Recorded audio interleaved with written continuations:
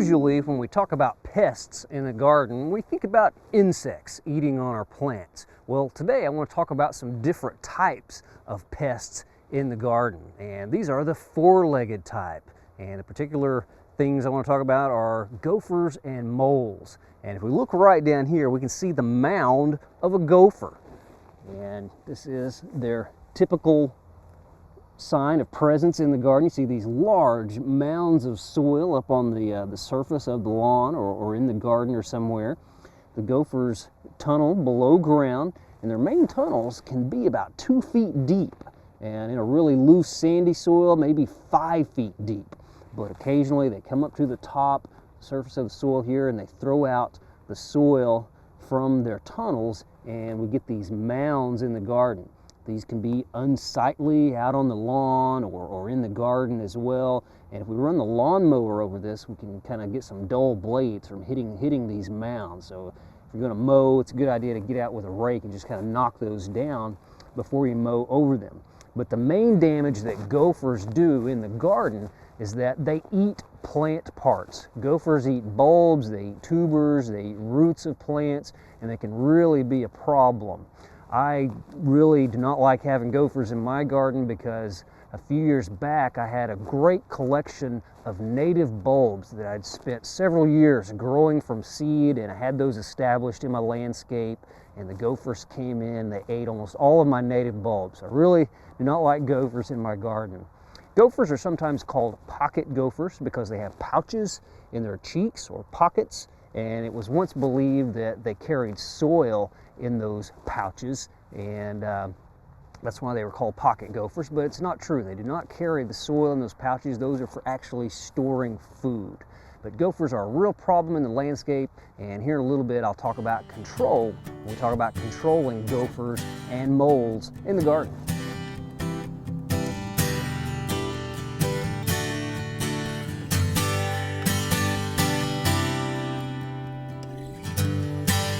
Well, unlike gophers, moles have a different means of letting us know they're in our gardens. So those big mounds of loose soil up on the top of the ground, the moles have these tunnels, and you can see one right here. It kind of runs along the surface of the soil and just kind of breaks up the ground, and you can see the evidence of these foraging tunnels in this way.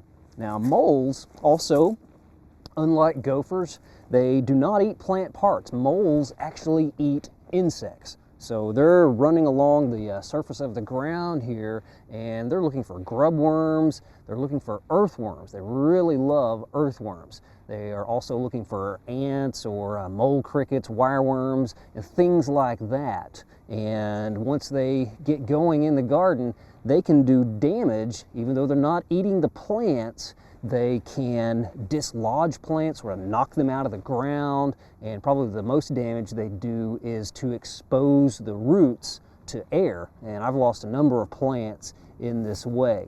And also, a while back I learned that another way moles can do a little bit of damage in the garden. I was digging around the edge of one of my gardens, and I have some edging to keep the Bermuda grass from getting into the garden, and the moles had kind of run into the edging. They went underneath it into my garden, and the Bermuda grass rhizomes sort of followed the mole. They had that nice opening where they could grow easily down under the edging, and the Bermuda grass got into my garden because of the mole tunnel. Well, the moles are definitely different than gophers. They do these little tunnels, and sometimes you might think that you have a whole family of moles in your garden, but in fact you may only have one or two, because in loose soil they can actually move about 18 feet in 1 hour, so they can really get around looking for those insects. Well, right back here I've got a number of control methods for both moles and gophers, and I'd like to kind of go through these with you. Right here is a device that you can sometimes find available, and it's an electronic vibration type of device that you insert into the ground up into about this depth, and it has batteries that every 28 seconds it emits a sound and a noise, a vibration that drives drives the moles away from the garden. Supposedly, you can kind of hear it going off there. And again, it'll go off for about 10 seconds, and then about 28 seconds later it'll go off again. But these haven't proven successful in scientific studies. So you can try them if you want to. It's possible they may work, but scientifically they haven't been proven to work. Well, right over here there are a number of different poisons and things like that for both moles and gophers. These are the little smoke bombs that you light and you put down into the tunnels of the moles or the gophers. You can see the fuse right there. But you don't want to do this in any vegetable gardens. They're not recommended for vegetable areas of the garden, so don't be using those in that place. Also, if it's dry, if there's a lot of dry grass or dry plant material around, because this does flame quite a bit when you light it up. You don't want to start any fires, so that's an option. Right here are poison peanuts, and you can see here kills moles and gophers. And it's got this little point here that you can use to make a hole in the ground where the mole tunnel is, and then take those poison peanuts. You can kind of see them right there, and put a few of those in there. But the problem is, gophers eat bulbs, moles eat insects, and this is neither of those. So sometimes these work, sometimes they don't work quite so well. And here's yet another product, a poison. It's called Mole Tox. You can see it's kind of a granular, kind of corn and grain and other material that's coated with a poison for the moles and gophers. But again, it's not really what the moles and gophers eat. Here we have a couple of products that you put out on the lawn that are not only supposed to, not supposed to actually kill the moles and gophers, but to kind of drive them out of the garden. And it's made out of castor oil. Right here we've got a castor bean plant, but the seeds, of course, that are produced by this plant are very, very toxic, to people, and the oil made from the seeds is used to make these products. But the granular, you spread that out over your lawn, and you water it in, and this is another product with the castor oil. You just hook it up to your water hose and spray that on your lawn, and it creates sort of a barrier, or just sort of repels the moles and gophers and tries to keep them out of our landscapes. Well, right over here is a fairly new product that I'm really excited about.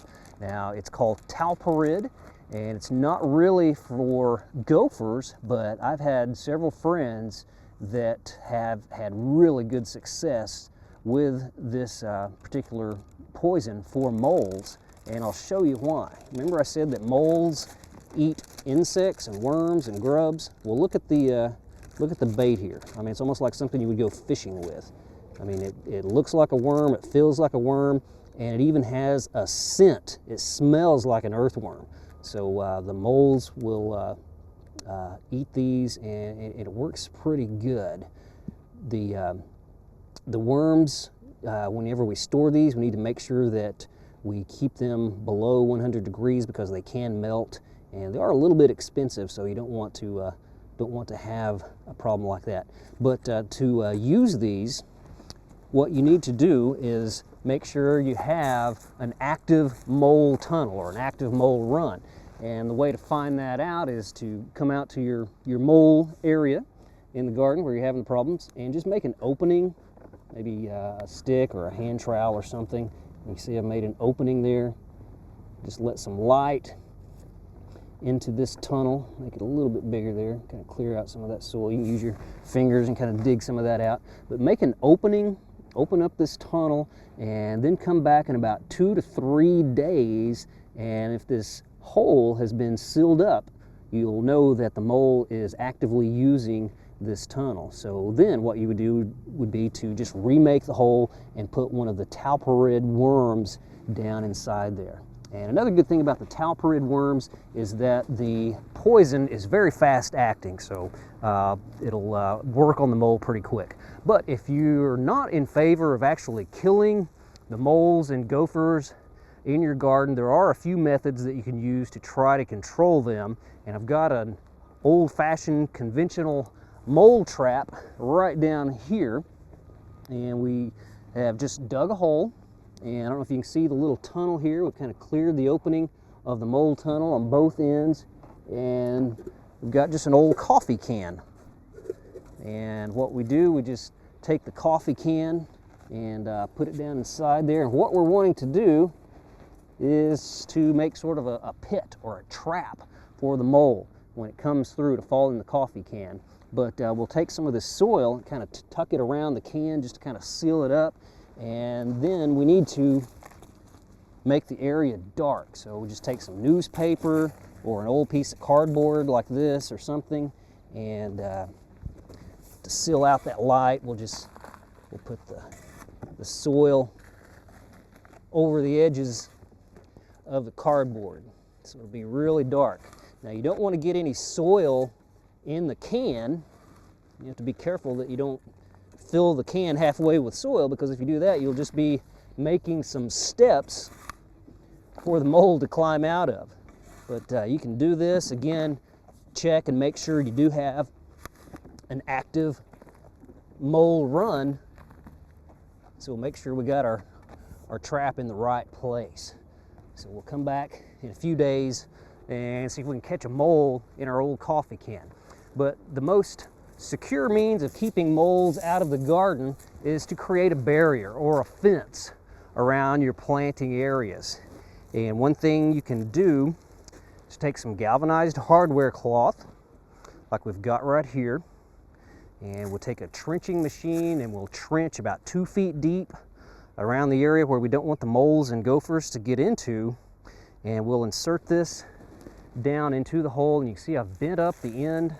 It's got about a 4-inch L-shaped lip down at the bottom, and we'd put this in the ground here. This would be the inside of the garden, and then when those moles and gophers come tunneling through the lawn, they would hit the fence here, and they might try to go down and go underneath it. But if they hit this base at the bottom, that will deter them even more. We also want to leave about a 6-inch height above ground for any moles or gophers that might be coming along on the surface of the ground as well. But this is a galvanized hardware cloth. If you want to use something a little bit heavier, like we've got right down here, this may last a little bit longer in the garden. Just the thicker wire, it's going to take a little bit longer for this to rust. And good method to, for sure, keep those moles and gophers out of your garden. Thanks for joining us on Oklahoma Gardening this week. We'll see you again next weekend.